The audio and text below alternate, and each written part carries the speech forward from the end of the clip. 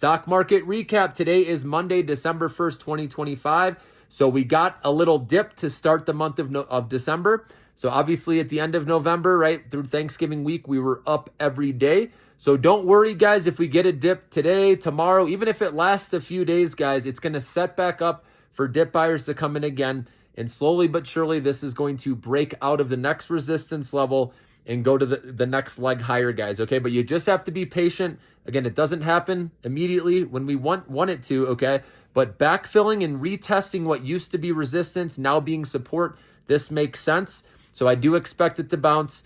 Now, you know, the QQQ, the mega caps, they're taking a little bit of a breather today, like Broadcom, Google. We saw NVIDIA up a little bit. But overall, don't worry about that, guys. There's going to be days, like I said, where there's consolidation. There's nothing wrong with that, right? These stocks have to take a break at times before going the next move higher.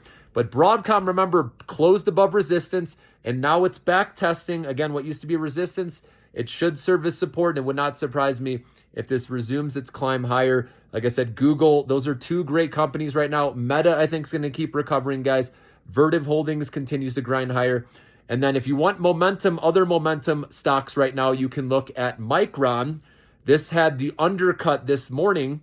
And every time the dip happens with Micron, it's been getting bought, guys. So this is a hot stock right now. So I'm going to keep giving the stock the benefit of the doubt, okay, because of memory chips, how much in demand they are, right? The shortage of chips as well, and how they're sold out through 2026. So that just makes sense. So you can just keep riding that, you know, until some negative news comes out, okay, or something breaks on the chart.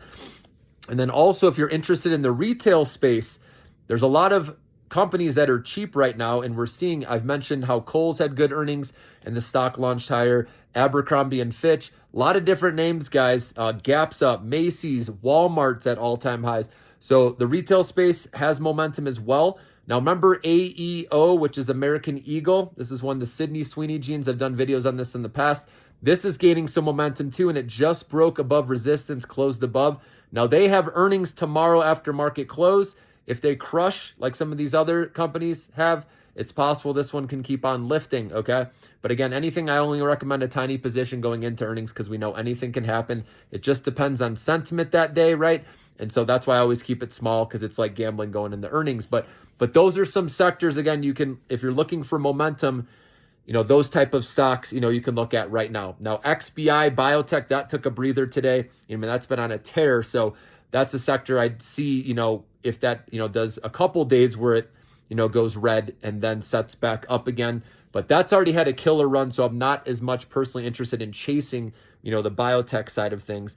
But AI, the story is alive and well. I told you, I put out a video on MDB, MongoDB earlier today, as well as Credo Technology. They both crushed on their earnings, raised their guidance, huge, guys.